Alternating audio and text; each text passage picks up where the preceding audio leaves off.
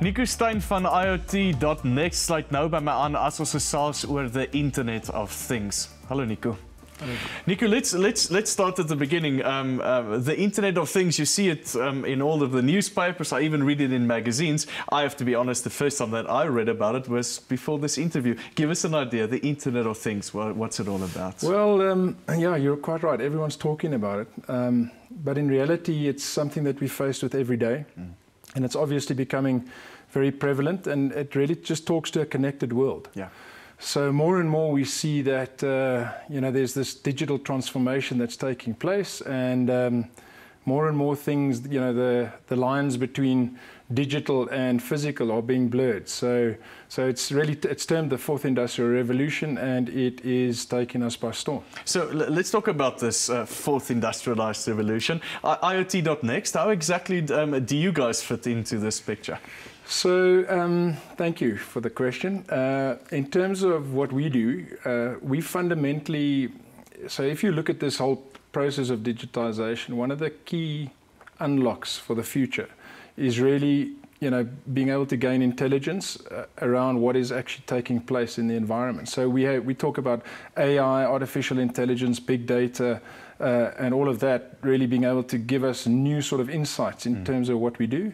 And IoT, or the Internet of Things, is really the underpin to that. Yes. Because all of these engines are dependent on data. Yes. And what IoT really does is a connected world, and we providing that data sort of in a real or near real time, yes, on a real or near real time basis. Could you take me through an example of what the app or your technology does, and just in an industry specifically? Okay, so let's take mining for instance.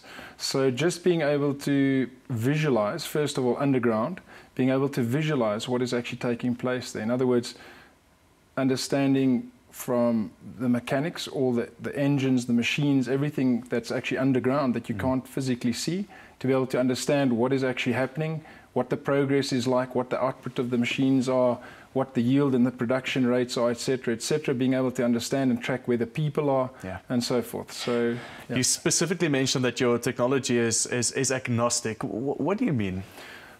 So that's a key driver for us, and what it really does, it's not dependent on any technology platform.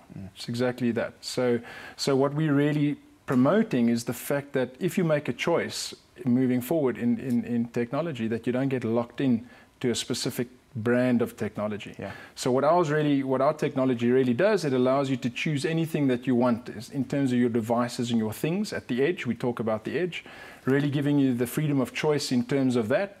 And then in terms of your back-end solutions, or your big data engines and ERP solutions, your historical IT solutions, being able to make a decision in terms of that, and not really being locked into a specific technology. Yeah. So that is really what we promote.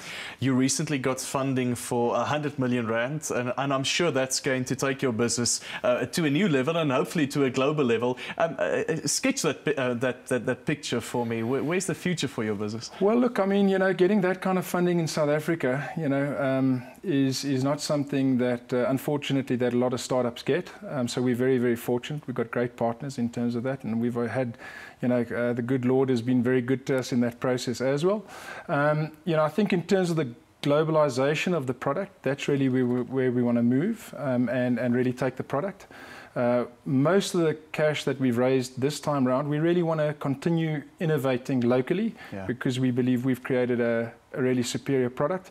And through that process of innovation, there's a number of global avenues that we're looking to, yeah, take the product. So you're like the dream startup, but it's not that easy to get funding. What's your advice for other tech startups out there in order to get funding?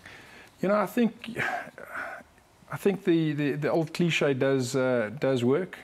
You really need to stay true to yourself and believe in what you're doing. And then I think it's about going into the market and finding somebody that shares your culture. That it's not really just about the cash. It's about finding the right fit. you know. And then you need a little bit of good luck and some help from the good Lord, and then, you know, the rest happens. So it's in an economy that where we desperately need jobs, people will say that the Internet of Things are actually taking jobs away from people. Is that really going to be the case? Will robots do everything and data do everything that humans are currently doing? Listen, so I mean, I don't think it's going to happen in our time, quite frankly. I actually see it as the single biggest opportunity for us to actually uplift skills, certainly on this continent. What this technology really does, rather than replacing skills, I think it helps us to optimize the people that we have and the assets that we have deployed, making sure that they're doing the right job at the right time as productively as possible. And I think through that process, we actually create sustainability in certain industries which potentially are becoming very marginal. And as a result of this type of technology, we actually keep those businesses and those industries alive. So I think from that perspective, it's good. Nico, bye-bye, dank je.